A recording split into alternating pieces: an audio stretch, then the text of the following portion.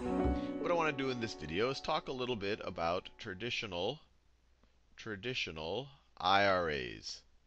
An IRA stands for Individual Retirement Account. Individual Retirement Account. And the focus on this video is the traditional IRA. You'll hear of other types of IRAs, especially Roth IRAs and SEP IRAs, but this is only on traditional. The gist of all of them is really it's the government's way of encouraging you to save for your retirement, but they all have slightly different details. So I'm just going to focus on the traditional right now. So let's say we are in year 0. That's right now. Instead of year 0, let me write right now. And you have two options. You could take advantage of the traditional IRA. So this is the IRA scenario, and this is the no IRA scenario. Now, an IRA allows you to put up to a certain amount of your income aside. Now, depending on your age and what year it is, that amount will change. But in 2010, that number is $5,000. $5,000 if you're under the age of 50. For under 50, and it's $6,000. This is for an individual, not for a family. And it's $6,000 if you're over the age of 50. Over age of 50. I guess the rationale was probably, gee, if you're over the age of 50, you better save even more for your retirement, which might only be 10 or 15 years away. So they give a little bit more leeway for over the age of 50. So let's say we're under the age of 50, and we take full advantage of this IRA. So we set aside $5,000. $5,000. Here we set aside nothing. Set aside nothing.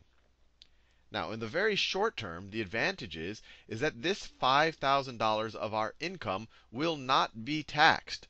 So let's say that my tax bracket, let's say I'm in a 32% tax bracket. 32% tax bracket. Let me write that on the side because it'll apply to both scenarios. 32% tax bracket today, because I'm making some good money. Tax bracket today. So if on the $5,000 only, I'm only talking about the taxes on the $5,000. You're going to have to pay taxes above and beyond that on the rest of your income. But today, I'm going to pay 0 taxes on that $5,000. So 0 taxes on the $5,000. Now, if I don't set aside that $5,000 into an IRA, then I will have to pay taxes on that $5,000. So I'm going to have to pay 5,000 times 32%, which is equal to what? That is, I'll just get the calculator out. So you get 5,000 times 0.32 is equal to $1,600 in taxes. So I'm going to pay $1,600 in taxes today. So in the year that I actually made that $5,000. Now, I can't set aside $5,000 if I made less than $5,000. It's always the lower of your income or these IRA limits. And of course, you're going to pay, even in this situation, let's say you made $100,000. When you put the $5,000 aside, you're still going to have to pay taxes on $95,000. In this situation, where you didn't put the $5,000 aside, you're going to have to pay taxes on $100,000. So you're going to have to pay taxes on the extra $5,000, which is $1,600. Now, let's say in either situation, with that $5,000, you want to buy and sell some securities or some investments. So let's say right after you put it in the IRA account. So now everything is sitting in our IRA account. All of our transactions are sitting in this special IRA account right here, where we can actually buy and sell investments and trade them, but we can't cash them in and turn them into cash and then spend it on a new car or something like that. So, and if we did do that before the age of 59 and a half, we'd have to pay a penalty.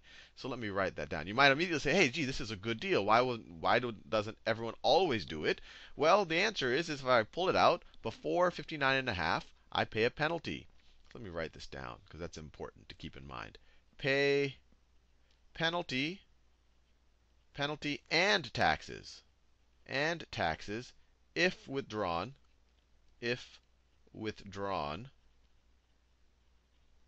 before 59 and a half. And once again, this is the traditional IRA. The Roth IRA, for example, is a little bit more flexible on the actual principal amount that you put into the account, but we're just dealing with the traditional. So this is the important thing to keep in mind. This is kind of the trade-off that you're giving. So the government's saying, hey, I'm giving you an incentive to put this aside, and I really want to make sure that you leave this aside until you already retire. You don't get tempted when you see a nice sports car to cash in your IRA and use it, because you're going to have to pay a penalty. But as long as you don't actually withdraw it and turn it into cash, you can actually buy and sell securities within that IRA. So let's say as soon as you put that $5,000, you buy $5,000 of stock A. Here we don't have $5,000 anymore. We only have $3,400 of our original amount. So we buy $3,400 of stock A. And let's say, I don't know, 10 years in the future. So let's say in 10 years, that's going to be in either situation. In 10 years, let's say that stock A has doubled. So in 10 years, and you sell it. So now you sell it, you have $10,000 here. You have $10,000 from sale of A. It's doubled. Here it's doubled, but you only had $3,400 of stock A. So now that $3,400 is worth $6,800. So you have $6,800 from sale of A. And let's say you want to put that into another stock. So let's say you put that all into stock B, and I'm painting a very rosy picture. You can't always ensure that stocks will double. And then so you buy $10,000 in this situation, $10,000 of B, and well, I'll hold off there. So you buy $10,000 of B, and here you might say, oh, I'm going to buy $6,800 of B. But because you are not operating within an IRA account, you're going to have to pay taxes on the capital gains from this right here. So capital gains are gains made from capital investments. In this case, the capital investment is investing in stocks. And since you owned your stock for more than 1 year, you at least will only have to pay long-term capital gains, which tends to be lower than short-term capital gains. So in this situation, you made $3,400 profit. I wrote 340,000. You made $3,400 profit. You're going to have to pay 15% capital gains times 15%. Let's get the calculator out again. So 3,400 times 0.15, it's $510. So you're going to have to pay $510. So this is $510. So you take your $6,800, pay $510 to the IRS. You are going to be left with, what is that? $6,290. Remember, the reason why you have to pay taxes is this is not operating inside of an IRA. Here you are operating inside of an IRA, so you don't have to pay taxes. Now, let's say you invest in stock B, and then over the next 10 years, stock B also doubles. So this is 10 years. So stock B is now worth $20,000, and you sell it from sale of B. And once again, it's sitting inside of your IRA, so you don't have to pay any capital gains on it. Now, in this situation, you use that $6,290 to also invest in stock B. And after 10 years, stock B doubles. So it is now, what is that? $12,580. But once again, it's sitting outside of your IRA. You have to pay 15% capital gains. You had a 6,290 gain. $6,290 gain times 15%. Let's see what that is. Let's get the calculator. Where's my calculator? There it is. So you have 6,290 times 15% is equal to 943. And let me take that from my 12,580. 12,580 minus 943.5 is equal to, so I have $11,636. So I now have $11,636.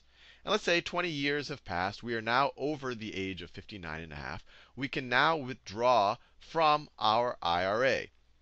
Now, of course, this situation, this is cash that we have. We can do anything with it. Maybe we're now over 60 years old. This could be used for our retirement, for our everyday expenses. Now, this money that was sitting in an IRA, now that we're over the age of 60, we're over 60 now, or over 59 and a half if you want to be particular. Now that we're over 60, we can withdraw the IRA without paying any penalty, but we will have to pay taxes. So we will have to, we're going to withdraw, no penalties, but we will have to pay taxes. But the huge advantage here is once we're over 60, we're probably earning less money. So the actual tax bracket that we're in is probably going to be lower. So let's say we're in a 25% tax bracket. Remember, when we first made that $5,000, we were in a 32% tax bracket because we were, this young gun at the peak of his or her career, making a lot of money. Now we're making less money. We're trying to live off of our savings. So we have to pay 25% income tax on it. So if we pay 25% on $20,000, remember, now we're actually withdrawing it. We're actually putting it into our checking account so we could spend it for living or whatever we want to do with it. So 25% of $20,000 is equal to $5,000 in taxes. So we will be left with $15,000 to do anything that we want with it. Now, compare this. This is $15,000 versus $11,636. And everything we did was completely identical, except for over here, we took the $5,000 and invested within an IRA. Here, we took the $5,000. We had to pay taxes on it. Then we invested it in the exact same way. We actually made very good stock investments in both situations. And we ended up with a significant less amount of money. I mean, this is a 15,000 versus 11,000. That's almost a, what is that? A 30-something% difference in the total amount of money he has. And not only that, but this tax we had to pay. We don't have to pay this. This is only a situation where you have a 25% tax rate. When you're retired, you might even have a lower tax rate than that. And it's deferred a good bit. But the real thing to think about is just 20 years in the future, you're sitting on $15,000 versus if you didn't participate in an IRA, you're sitting on only a little over $11,500. And of course, the main trade-off here is that in the IRA situation, you really couldn't touch your money. So if you had an emergency and you had to withdraw the money, you would have had to pay penalties on it.